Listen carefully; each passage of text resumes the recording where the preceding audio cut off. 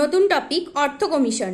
অনুচ্ছেদ 280 নম্বর ধারায় অর্থ কমিশন সম্পর্কে বর্ণনা করা আছে। 5 বছর অন্তর অর্থ কমিশন গঠন করা হয়।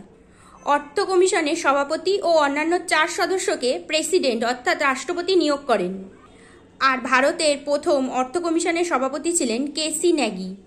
এরপর হচ্ছে CAG, comptroller and auditor general.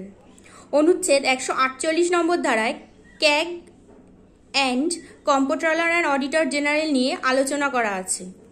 সমগ্র দেশের রক্ষাকর্তা মানে অর্থের রক্ষাকর্তাকে ক্যাগ বলা হয়। এই ক্যাগের কার্যকালের মেয়াদ হচ্ছে 6 বছর থেকে 65 বছর পর্যন্ত। রাষ্ট্রপতির দ্বারা এনারা নির্বাচিত হন। আর ভারতের প্রথম ক্যাগ ছিলেন মানে কম্পট্রোলার অ্যান্ড অডিটর জেনারেল ছিলেন নরহরি রাও। এবার হচ্ছে অ্যাটর্নি জেনারেল। গভর্নর রাজ্যপালের দ্বারা অ্যাটর্নি জেনারেল হচ্ছে রাষ্ট্রপতির দ্বারা অনুচ্ছেদ 76 অনুযায়ী নিয়োগ করা হয়। ইনি হলেন কেন্দ্রের সর্বোচ্চ মানে কেন্দ্র সরকারের সর্বোচ্চ আইন রক্ষাকারী। আর ভারতের প্রথম অ্যাটর্নি জেনারেল ছিলেন মতিলাল চমনলাল শেতলাভেদ।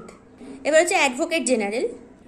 165 নম্বর অনুচ্ছেদে এই অ্যাডভোকেট জেনারেলের কথা আলোচনা করা আছে। আইনি উপদেশ দেওয়ার জন্য প্রত্যেকটা রাজ্যে একজন করে অ্যাডভোকেট জেনারেল থাকবেন। আর গভর্নর অর্থাৎ রাজ্যপালের দ্বারা তিনি নির্বাচন হবেন।